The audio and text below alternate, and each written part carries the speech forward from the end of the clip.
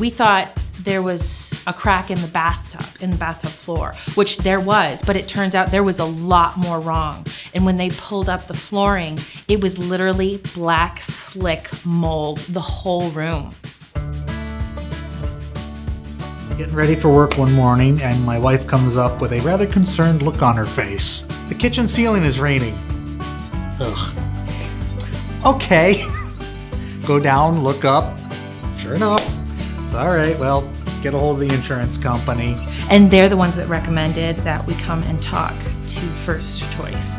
And within 20 minutes, they called me back going, okay, where are you? What's going on? What do you need? And within 2 hours, we had a crew of guys there cutting out the ceiling of my kitchen.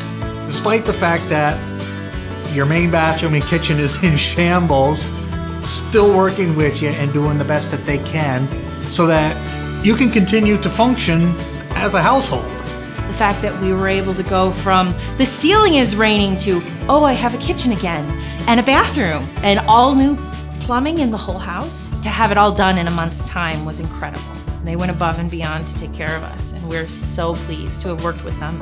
And if we ever have issues again, First Choice is absolutely who we will be calling.